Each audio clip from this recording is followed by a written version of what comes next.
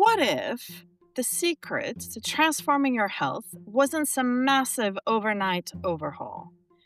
What if it wasn't a complete diet reset, a new gym membership, or a 30-day challenge that leaves you exhausted and miserable by day 4?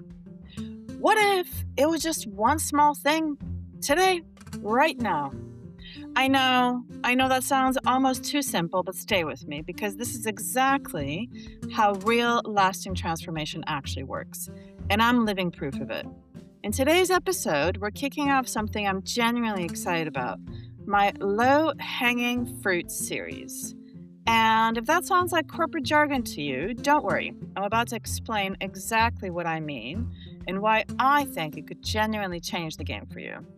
Today, you'll get 5 key strategies that you can start implementing for free today to make real progress on your weight loss and health transformation journey. Now, before we get into it, I want to personally welcome you to my podcast. I'm Vera Brown, weight loss, health, and fitness coach for women 40 and above who want to lose weight and transform their health naturally and sustainably. After struggling with my weight and health for decades in the corporate world and as an entrepreneur, I lost more than 100 pounds in my mid-40s and have kept it off. No pills, no injections, no procedures, no extremes, no tracking. In my podcast, I share what worked for me, including actionable strategies. I discuss fitness, nutrition, sleep, stress, and mindset to help you achieve your weight loss and health transformation goals. Join me. Now, let's get into it. So, low-hanging fruit. What do I mean by that? Well, if you've ever spent time in the corporate world, you'll know the expression very well. Low-hanging fruit are the quick wins, the easy wins, the fruit on the tree that's so close to the ground you barely have to reach. You don't need a ladder, you don't need special equipment, you just reach out and pick it. And I want to apply that same idea to your health and weight loss journey.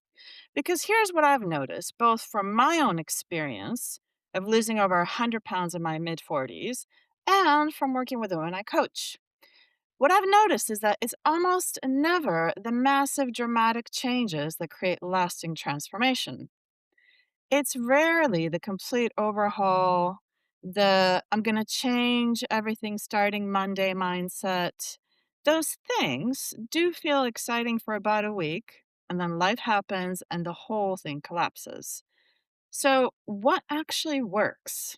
Well, in my experience, what works is small changes, tiny, doable, sustainable shifts that you can actually stick to. Changes that start feeling natural over time and then effortless, and then they start just feeling like you.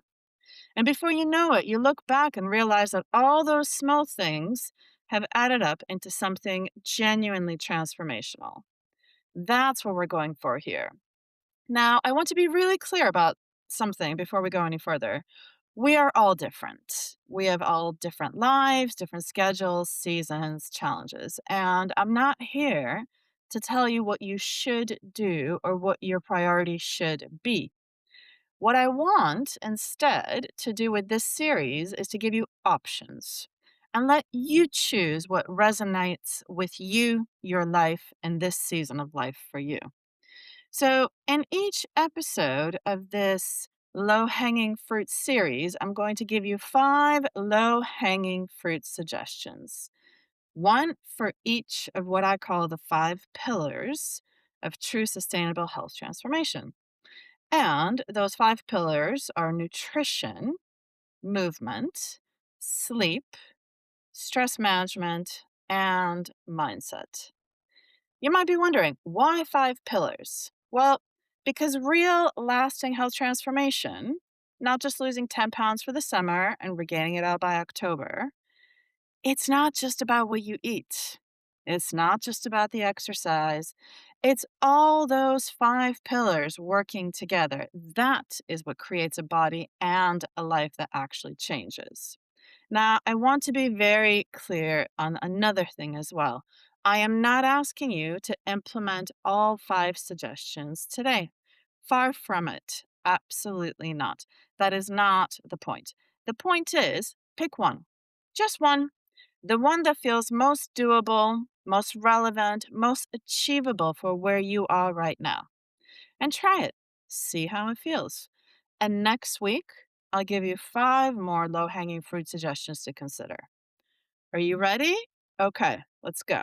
So, pillar number one, nutrition. Now, I know what you're thinking. She's going to tell me to stop eating bread or cut sugar or count my macros or track the calories. Nope, not at all. Not here, not today. I told you, low hanging fruit, easy wins.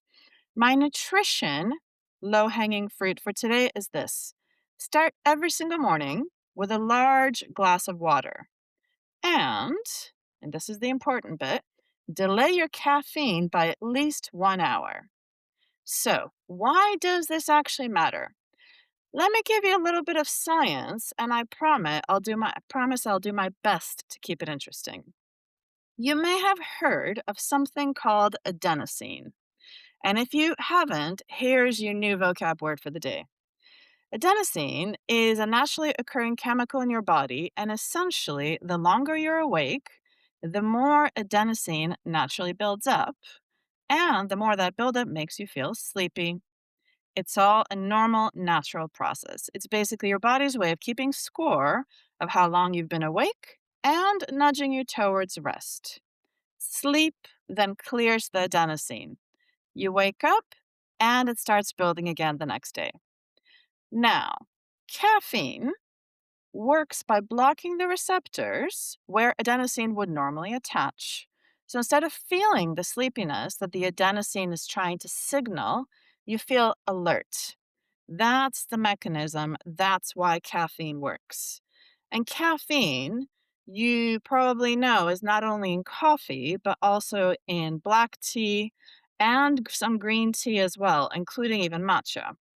But here is where it gets a bit interesting, or even more interesting. There's an ongoing debate in the science world about whether the timing of your morning coffee actually makes a meaningful difference to how adenosine interacts with those receptors.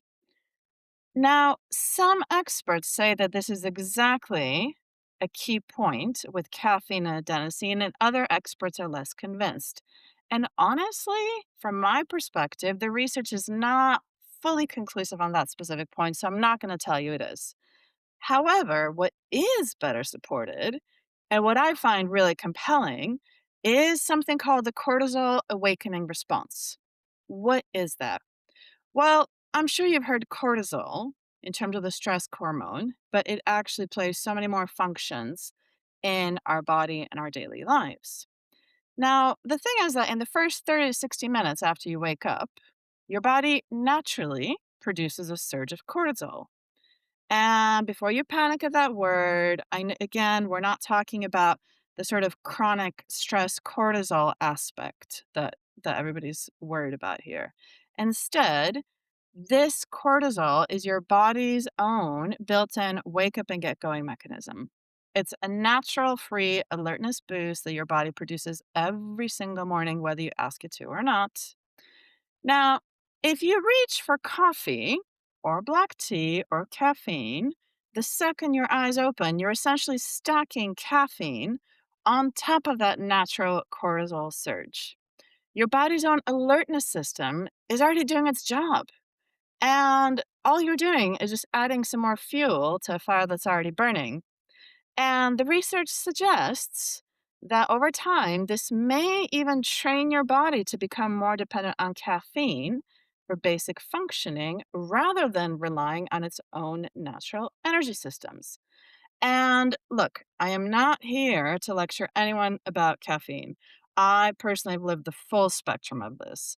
There have been periods in my life, particularly when I was at my most stressed and most overwhelmed and most disconnected from my health, when I was drinking 4, 5, sometimes 6 cups of coffee a day just to function, just to get through the day.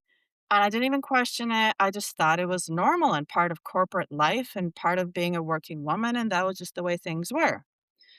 I also have gone then in the other direction and have the other experience of cutting out caffeine completely and going cold turkey. And the caffeine headaches were absolutely real. If you've ever done that and cut out caffeine entirely, you know what I'm talking about. Caffeine headaches are no joke. They're not in your imagination, they're genuine physiological withdrawal responses because your body has adapted to the caffeine and doesn't know what to do without it. So, wherever you are on the caffeine spectrum, I am absolutely not judging it. I get it. I've been there at both extremes. But what I've personally found and what I'd invite you to experiment with is this: try drinking your water first. Then give yourself 45 minutes to an hour and let your body's natural wake up response do its thing, and then have your coffee or black tea or what have you. And pay attention to how different it feels. Many people, myself included, find that the coffee is more effective when it's not competing with your natural cortisol surge. And I've also certainly found that you need less of it. I've also found the afternoon crash is less severe, and overall, you're not chasing cup number 4 by 3 p.m. just to keep your eyes open. So, look, I'm not promising it'll work the same for everyone. We're all different, but the science is clear that the caffeine response does vary between people quite a lot. However, this suggestion, it's free to try, and the worst that happens is that you're slightly grumpy for the first week while you adjust. But the best that happens is that you can ultimately get your body trained to have a more natural response to waking up and perhaps cut down on those extra cups of coffee or tea that you may not need. So try it for 2 weeks and see what you think. And here's the other thing I love about this one: it's free.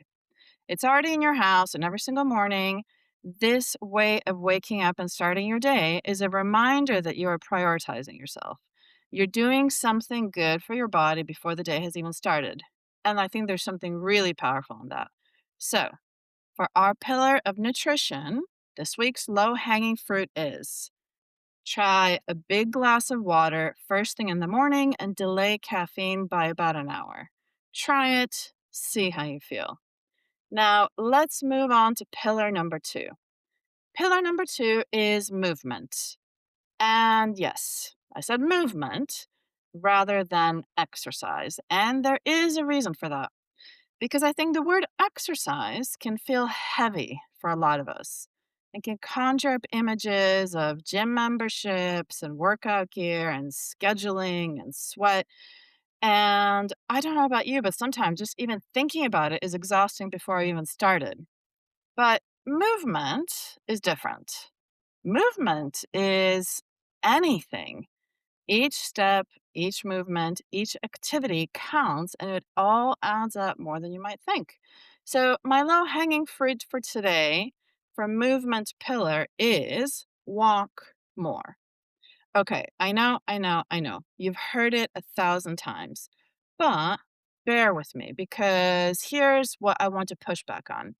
You've probably heard about the 10,000 steps, the magical 10,000 steps that we should all be aiming towards. And I just want to quickly debunk this because it genuinely annoys me how it's somehow become this law that everybody needs to follow when it's not actually based in the science. Because here's the thing: that 10,000 steps figure, it came from a marketing campaign from a pedometer company in the 1960s. It was never based on scientific research. It was just a catchy number that sounded good in a marketing strategy for a product and somehow became health gospel. But it's not. And look, I'm not immune to the marketing of this. I certainly spent years tracking my steps and trying to get to 10,000, especially while commuting and working a desk job and feeling bad about it. But I've gone into the research to truly understand what the science says. And as you can imagine, the science is less catchy than a nice round number, but it is much more real. What the actual research suggests on movement and specifically on the number of steps is more nuanced and personal than any single number. And I will do an episode on this in the future that goes much deeper and gives some of the latest research on step counts of what to aim for. But the reality here is we are all different. And my point today is a simple one: introduce more movement throughout your day. More movement is better than less. Full stop, end of story. Let's not overcomplicate things here. So, how do you do that? How do you introduce more movement in your day without overhauling your entire life and your entire schedule? Well, here's some ideas, and obviously pick whatever works for your life. If you commute on public transport, get off a stop early and walk the rest of the way there. If you drive, park further away from the entrance, whether that's the entrance to the work or the supermarket, grocery store, what have you. If you're in an office building, maybe take the stairs instead of the escalator or the elevator. It all counts. And the other thing that I love about walking as a low hanging fruit is this: you don't need to change your outfit. You don't need special equipment. You don't need a sports bra. You don't need to block out an entire hour in your diary. You just need to move your body through the world a little more than you did yesterday. That's it. That's the bar you're trying to reach. And trust me, it absolutely adds up. Now let's move on to pillar number three. Pillar number three is sleep. Okay, now this I feel really strongly about because I spent years dismissing sleep as something for people who weren't trying hard enough. If you've heard that joke, sleep is for the dead, then you know where I was at. That is certainly what I used to think. And I thought that if you're exhausted, you're winning. And if you're not exhausted, then you're not working hard enough. And if you don't end the day completely ruined, then you're clearly not ambitious enough. So I really used to think like that. But I'm the first to admit that I was so wrong. And here is what changed my mind. There's a hunger hormone called ghrelin. And yes, it does sound like gremlin, which I think is entirely fitting in this case. Now, the research suggests, and there are multiple studies on this, that when you're sleep deprived, your ghrelin levels tend to rise. One study even found that they went up by around 22% after a night of no sleep. So, what that means in practice is that you wake up the next day after bad nights of sleep, genuinely, biologically hungrier. Not because you lack willpower, not because you're weak, but because your hormones are doing exactly what they're designed to do when your body is under stress. And if you're a woman over 40 navigating perimenopause or menopause, your hormones are already working overtime. The last thing you need is sleep debt piling on top of that. So, if you've ever had a terrible night's sleep and then found yourself ravenous the next day, unable to actually stick to your healthy eating intentions, and dealing with sugar cravings and carbs and chasing anything that gives you a quick hit of energy, just know that this is not a willpower failure. That is your hormones, and specifically your hunger hormone, ghrelin, doing exactly what they're designed to do when you're sleep deprived. So please hear me when I say this with love. Sleep is not a luxury. It's not lazy to sleep. Instead, sleep is foundational to everything, including weight loss. So that is my low hanging fruit for sleep. And my specific suggestion is go to bed 15 minutes earlier tonight. Not 2 hours earlier, not a complete schedule overhaul, just 15 minutes. And I know that for many of us, that's a really big ask. I know that for many of us, it feels like I'm asking you to give up the only quiet time that we get to ourselves all day. I genuinely understand that. And the evenings can feel sacred when you've been giving to everyone else all day. But even just shutting off your screens 15 minutes earlier before you're actually in bed will make a difference. because the light from our phones and laptops is genuinely interfering with our body's ability to wind down and prepare for sleep. So, try to get to bed 15 minutes earlier than normal. That's all I'm asking. Try it tonight. Let's move on to pillar number 4. Pillar number 4 is stress management. Now, stress management and sleep are very closely linked. I know that. You know that too. If you're less stressed, you sleep better. If you sleep better, you handle stress better. Absolutely, they feed each other. But I do think they deserve to be treated as separate pillars because the tools for managing each one of them can be different.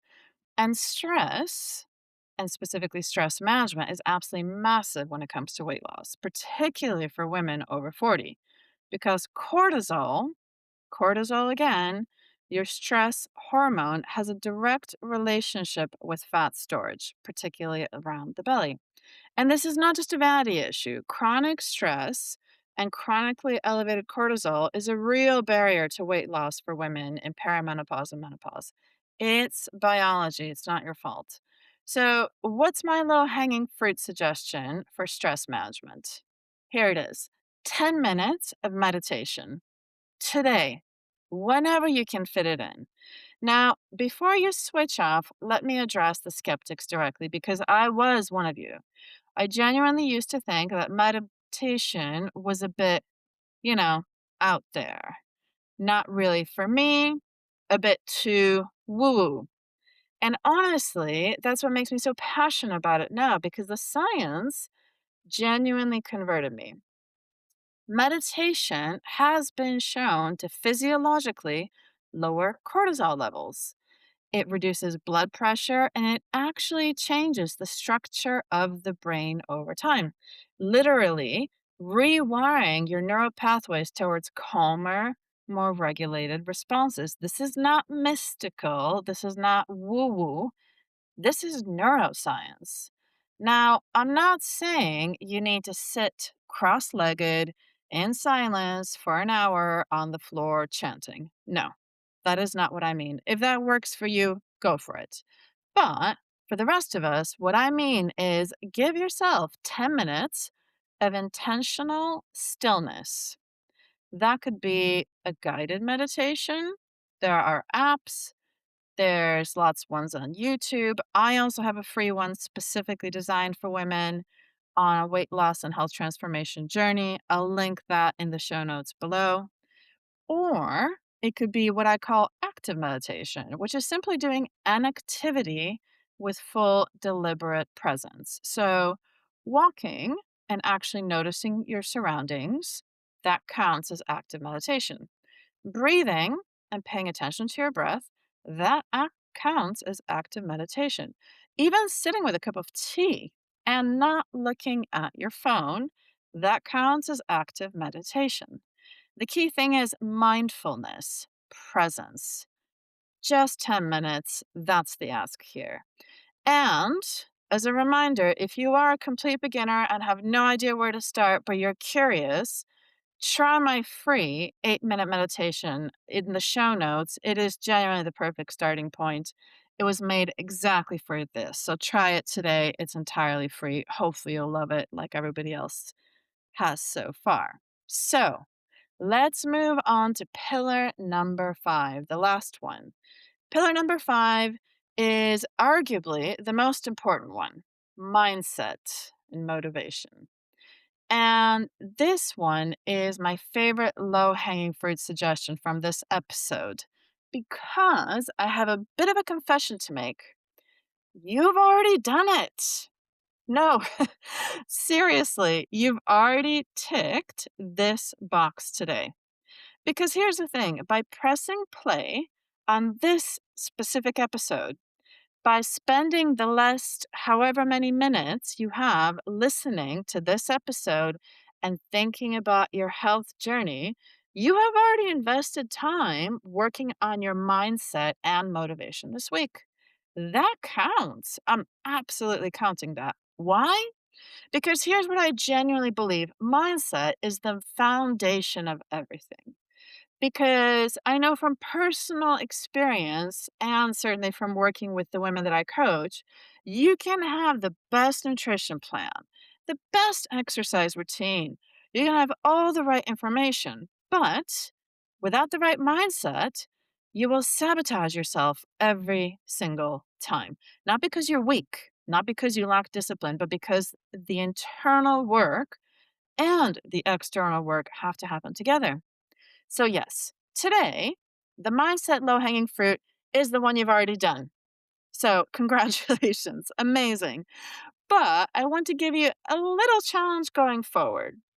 Keep showing up, keep listening, keep feeding your mind the perspective and the belief that this is possible for you, that losing weight sustainably and naturally, that transforming your health is possible and achievable because it is. I know it is. I've lived it and I know you can too. Okay, so let's bring it all together. Today, we've covered the 5 pillars for natural, sustainable weight loss and genuine health transformation. And I gave you 5 specific low hanging fruit suggestions that you can do for free starting today. So let's just have a quick summary. Today's suggestions were pillar 1 was nutrition. The low hanging fruit was try a big glass of water first thing in the morning and delay your caffeine by about an hour. Pillar number 2 was movement. And this is a good one. Just walk more. One extra stop, not step, multiple extra steps, one extra step from the bus stop or the metro, one flight of stairs, one slightly further away parking spot. Pillar number 3 was sleep. And my suggestion was to try to go to bed 15 minutes earlier tonight. Screens off first. That's a key one. Pillar number 4, stress management. 10 minutes of meditation. Try that today. Whatever form works for you, whatever time of the day, just 10 minutes. And my free one is in the show notes. Don't forget that. And pillar number 5 was mindset. And then for this week, you've done that. Already done. You showed up. That absolutely counts. Now, please hear me when I say this. I'm not asking you to do all 5. Not at all.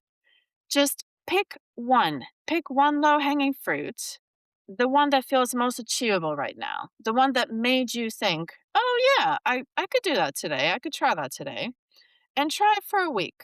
See how it feels. And come back next week for 5 more low hanging fruit suggestions. Because that's how this works. That's how a true weight loss journey and health transformation actually works. Not to get to the goal, but to actually stay there. Not all at once, not perfectly, not dramatically, just one small thing done consistently, building on the next small thing. And that is exactly how I lost more than 100 pounds naturally in my mid 40s. And that's exactly how the women that I coach are getting results that last. That is how true transformation actually happens. You've got this. I genuinely mean that. And before you go, just 2 quick things. If this episode helped you, would you share it with one woman in your life who you think might need some help right now with her health journey? That would be so helpful, and I would really love it. And if you're enjoying the show, a review on Apple Podcasts takes less than 2 minutes, and it helps other women who are searching for exactly this type of content to help them on their weight loss journey. Every single review matters more than you might think. And one more thing, before you go, I'm actually behind the scenes working on building a dedicated tool designed to help women manage their cravings. I know this is a big one. Cravings is one thing that we all struggle with. And I'll reveal more in the future episodes. But if cravings are something that you struggle with and that may be sabotaging your progress, and you want to be the very first to know when it launches, the link to join the waitlist in the show notes below. Go sign up now. I genuinely think it's going to be something special. There's no commitment, but that way you'll just be the first to know when we launch. So thank you for taking the time and joining me for today's episode. If you want more real, honest guidance on losing weight and transforming your health sustainably in midlife, you are absolutely in the right place. Subscribe here and get my strategies, mindset shifts, and the tools that actually work for women 40 and above. No BS, no quick fixes, just real transformation. And make sure to get my free guided meditation to completely transform your motivation, making your weight loss and health transformation journey feel so much easier. Link in the show notes below. And will you do me a favor, please? I'm on a mission to reach as many women as I can and truly help them transform their health on their own terms. Could you take a few seconds and share this episode with somebody in your life who you know would love simple but powerful strategies to start implementing today to make real progress on their health transformation? I'd be so grateful. Don't forget, you deserve to feel good in your body and life. I believe in you and I'm cheering you on. Have an amazing day. For the obligatory legal disclaimer, I'm not a doctor, nutritionist, therapist, medical professional, or similar. All information shared on this podcast is purely for informational purposes and does not constitute medical advice. It is entirely your personal choice and responsibility as to what information you use. Please consult your own medical professional for any medical advice.